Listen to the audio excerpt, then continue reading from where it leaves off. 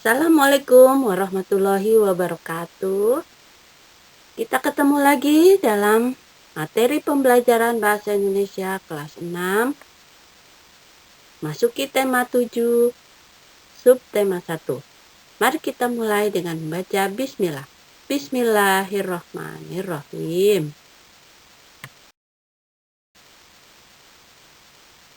Di tema 7 ini kita akan membahas tentang kepemimpinan ya. Pada subtema 1, pemimpin di sekitarku. Nah, pemimpin memiliki tugas memimpin warganya ya, agar menjadi lebih baik. Nah, kamu tahu nggak, jadi seorang pemimpin? Nah, pernah tidak kamu menjadi pemimpin? Memimpin adikmu misalkan, atau menjadi pemimpin di kelas, menjadi ketua kelas. Nah, tentunya seorang pemimpin itu harus mempunyai kemampuan untuk dapat berkomunikasi dengan baik ya. Nah, kemampuan berkomunikasi itu bisa dilakukan pada teks pidato ya, untuk memberi informasi kepada seseorang. Nah, kita berbicara di depan orang banyak. Nah, seperti contohnya teks pidato. Nah, kamu pernah tidak berbicara di depan orang banyak? Nah, tentunya dari pembelajaran ini kita akan berlatih untuk berbicara di depan orang banyak dengan teks pidato. Oke anak-anak, kita mulai pembelajaran ya tentang teks pidato. Setiap manusia dilahirkan sebagai pemimpin. Nah, manusia merupakan pemimpin bagi dirinya sendiri. Nah, pemimpin di sekitar kita bisa ambil contohnya seperti seorang ayah ya. Contohnya ayah merupakan pemimpin di keluarga. Kemudian ada Pak RT, pemimpin di sekitar tetangga-tetangga kita. Kemudian juga ada Pak Lurah yang memimpin di wilayah kelurahan. Nah, setiap pemimpin itu harus memiliki visi dan misi ya anak-anak dalam memimpin di wilayahnya. Misalkan juga ada kepala sekolah nih yang merupakan seorang pemimpin di sekolahnya. Nah, tentunya bagi pemimpin yang baik itu harus dapat berkomunikasi dengan baik ya. Nah, harus bisa berkomunikasi dengan warganya, dengan rakyatnya.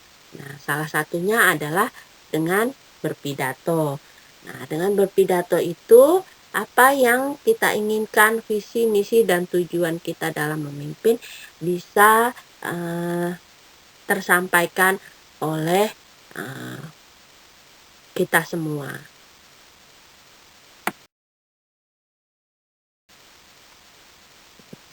Anak-anak sudah tahu belum apa itu pidato?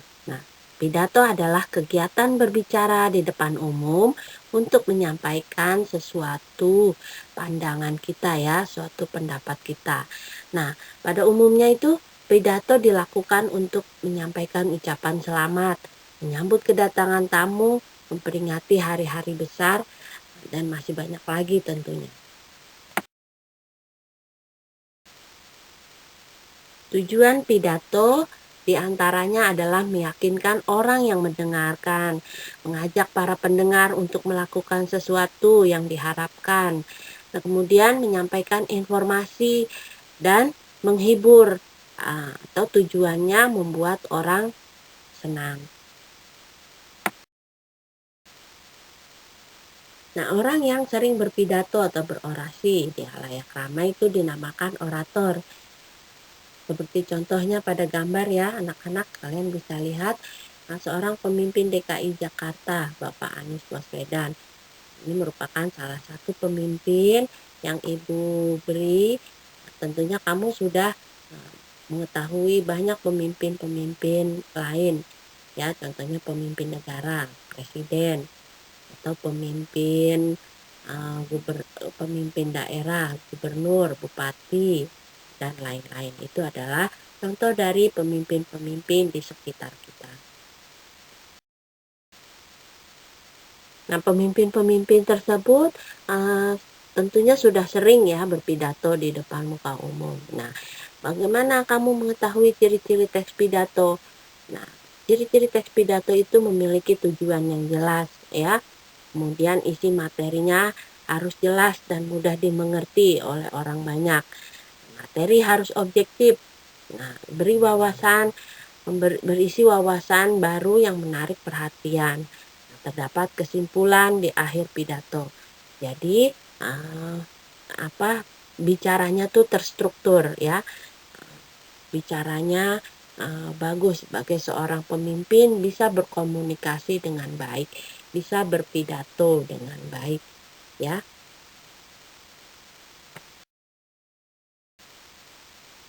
Dari pidato yang baik, kita bisa memetik suatu pesan positif ya untuk banyak orang yang mendengarkan pidato. Kemampuan pidato atau berbicara yang baik oleh seorang pemimpin itu bisa memudahkan kita dalam mencapai jenjang karir yang baik. Nah, sebagai contoh, pidato kenegaraan yang dilakukan oleh seorang presiden, ya. Pidato untuk membangkitkan semangat, pidato dalam menyambut hari besar, pidato sambutan, nah, lain-lain ya. Pidato yang membangkitkan semangat itu seperti yang dilakukan oleh Bung Tomo ya, yang membangkitkan semangat para pemuda di Surabaya untuk terus berjuang, ya kan? Kamu pernah dengar tidak? Nah, di pelajaran IPS tentang pidato Bung Tomo. Ya, nanti suatu saat kamu bisa tanya ke guru IPS. Nah, dalam melakukan pidato, gaya bahasa dan penampilan serta ekspresi kita itu haruslah diperhatikan ya. Kita juga harus percaya diri dalam menyampaikan isi pidato, supaya orang yang mendengar dan melihat pidato kita juga tertarik serta bisa terpengaruh oleh pidato yang kita sampaikan.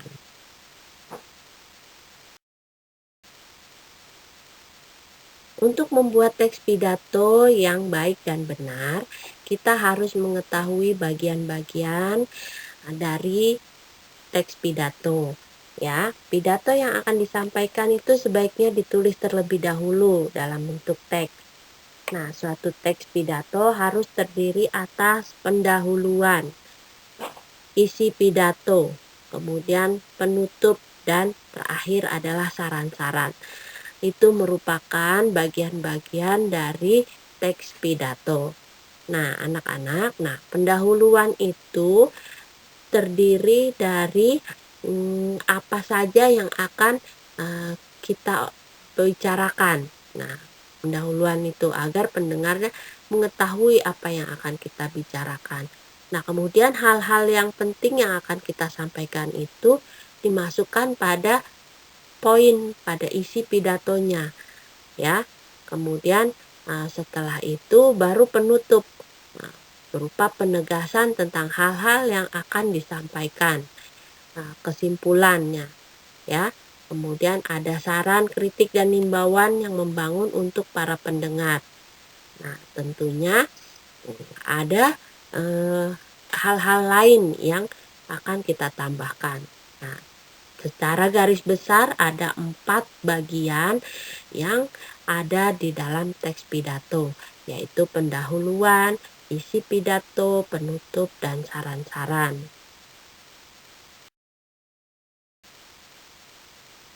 Kemudian anak-anak ya, terdapat unsur-unsur yang perlu diperhatikan ketika menyusun teks pidato. Unsur-unsur tersebut diantaranya yaitu ide mengenai tema pidato yang akan kita buat ya, materi apa yang akan kita bahas ya, sesuai dengan tema, sesuai dengan acara yang kita ikuti, yang akan kita isi, apakah itu tema sambutan atau peringatan hari-hari besar atau menyambut tamu ya. Kita harus sesuaikan temanya dengan ide-ide yang kreativitas kita ya. Kemudian unsur-unsur pidato itu juga memerlukan kerangka pidato ya. Untuk menyusun teks pidato itu kita memerlukan kerangka pidato yang merupakan bagian-bagian teks pidato harus termuat di dalamnya, ya. Nah, kerangka pidato itu merupakan susunan bagian-bagian teks pidato yang dimulai dari pendahuluan, isi, penutup, dan saran-saran, ya. Kemudian unsur pidato berikutnya adalah tata bahasa. Unsur-unsur pidato dalam menyusun teks pidato ini harus menggunakan kosakata baku, ya, sesuai dengan PUEB. Sesuai dengan PUEB apa? Anak-anak sudah tahu kan singkatannya? Ya, Pedoman Umum Ejaan Bahasa Indonesia. Pedoman Umum Ejaan Bahasa Indonesia. Nah, diusahakan menggunakan kosakata baku, ya. Tapi kalau di daerah-daerah, kemudian para pendengarnya juga orang daerah dan mengerti bahasa daerah, kita diperbolehkan untuk menggunakan bahasa daerah sesuai dengan bahasa yang dimengerti oleh para pendengar. Tapi lebih bagus lagi menggunakan kosakata baku, ya, sesuai dengan PUEBI. Oke anak-anak, demikian ada 3 unsur pidato dalam menyusun teks pidato, yaitu ide mengenai tema pidato, kerangka pidato, dan tata bahasa.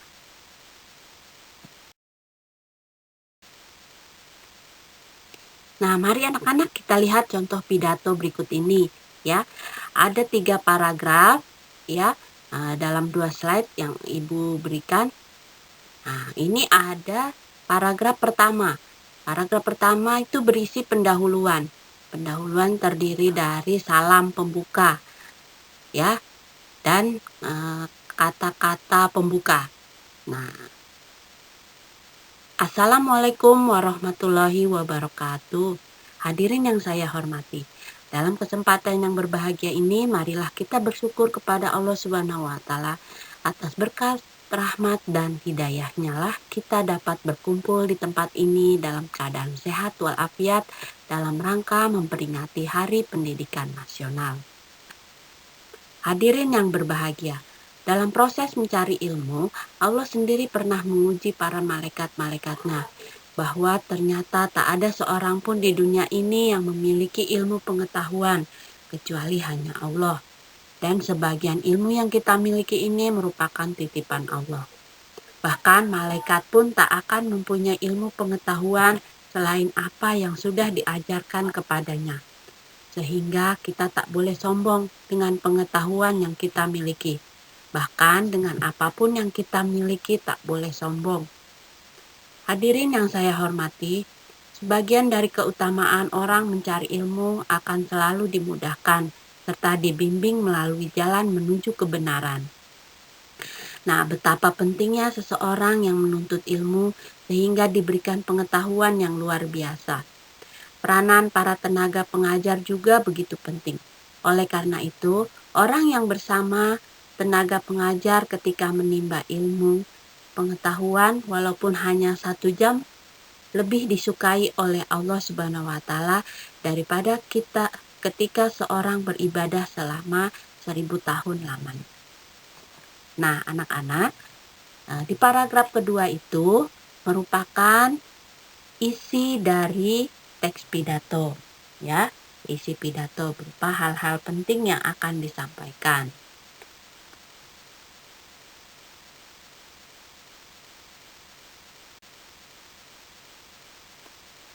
Kita lihat anak-anak, ada contoh pidato yang terdiri atas 3 bagian.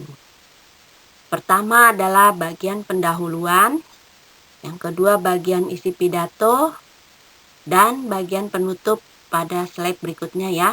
Nah, kita bisa lihat pada bagian pendahuluan itu terdapat salam pembuka, yaitu Assalamualaikum warahmatullahi wabarakatuh.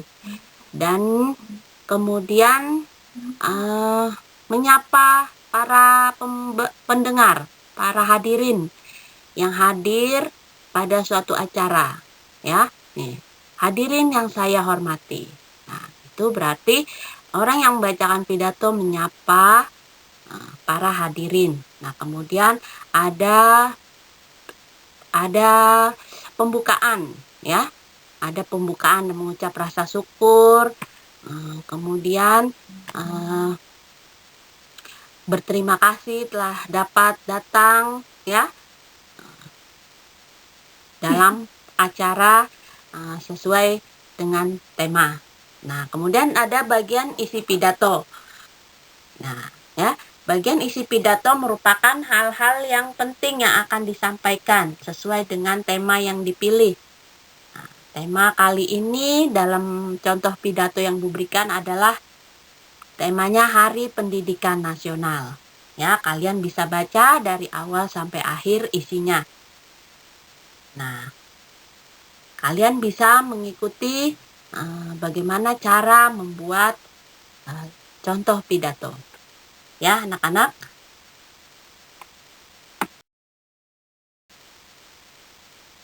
Nah, ini bagian penutupnya ya.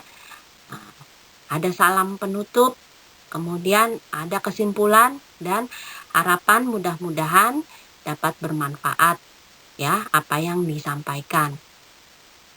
Mudah-mudahan kalian mengerti anak-anak dan bisa membuat teks pidato dengan benar.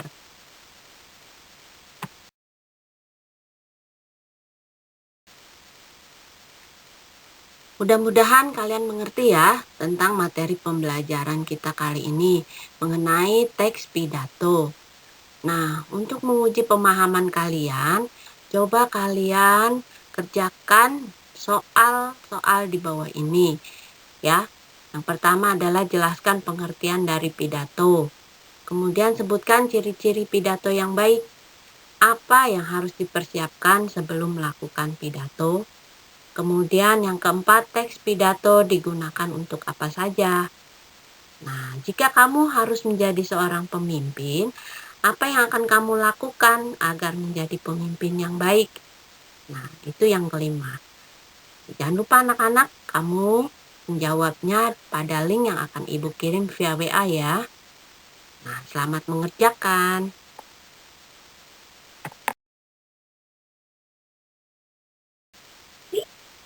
Ibu rasa cukup sekian pelajaran hari ini.